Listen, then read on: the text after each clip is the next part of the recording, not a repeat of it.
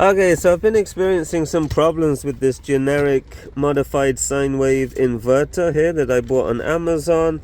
This is what it looks like. It has two plugs on the top, one on the side which is actually blocked off, more on that in a second, and the seller asked me to provide them a video on what's wrong with this inverter. So I thought I'd share now and do a 2-for-1. I give them the video, then I do a bit of a review for you guys as well. So this is how it's going to work.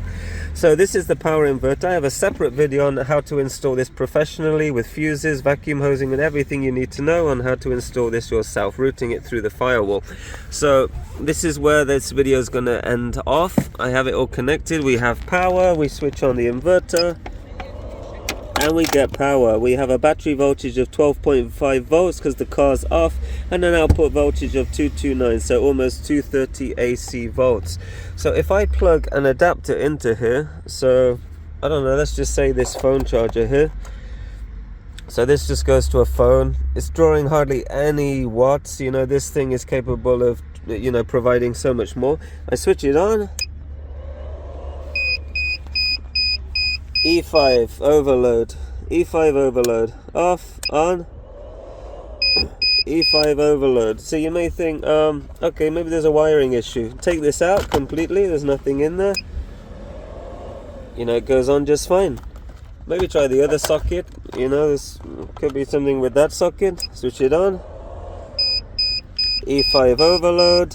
Then you think, okay, well, let's try this side socket here. So I get my adapter, I try to plug it in the side, it don't go in. It doesn't go in. Nothing goes in. And you know why? Because if you look in there, you can see there's some plastic been nudged in the way of the top inlet there, look. It's just some crushed plastic. I don't know if that was a problem in manufacture, I have no idea. Yeah, so I can't even use that slot with a UK plug. I thought this plug shape would be nice on the top, then we can use Euro adapters and things like that, so it's a little bit annoying really. Then the last thing is, oh, maybe it's the plug, you know, maybe there's something wrong with this plug. Okay, let's put that to the side. I have a totally different plug. Now there's nothing even plugged into here, no USBs, nothing at all, it's just an empty plug. Let's turn it on. E-5 overload. We're overloading it with an adapter that doesn't have anything plugged into it. So this is the problem I'm having here. The USBs seem to work, but that seems to be the only thing working on this inverter right now. So this part is just for the seller. The cables are connected here. They're routed through the firewall. It's going to be pretty hard to show that in a video. But I do have the inverter installation section. It's connected to an inline A&L fuse right there. So it's fused, comes all the way through here onto the positive, and the negative is actually just attached to the internal of the car on the firewall. I mean, obviously it works, it's getting power. The problem is the overload. So in summary, I have seen user reviews saying the same thing. It gives an E-5 overload. Sometimes you have to switch it on and off 10 times. Sometimes it just doesn't work. It's just a bit of a mystery. But for this, having this just blocked off by some crushed plastic shows poor manufacturing. I don't like that at all.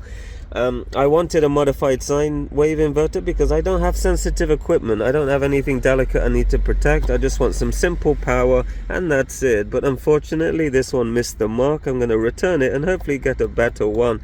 But if you have something sensitive electronics like a laptop or something like that, then you want a pure sine wave inverter, not something like this, because then the sine wave is nice and smooth. With a modified sine wave one, it's up to your transformer. Say the block on your laptop has to convert this for a DC signal into your laptop, so it's going to overheat a bit more, it's going to work a bit more, you might hear some buzzing. So this is the difference here.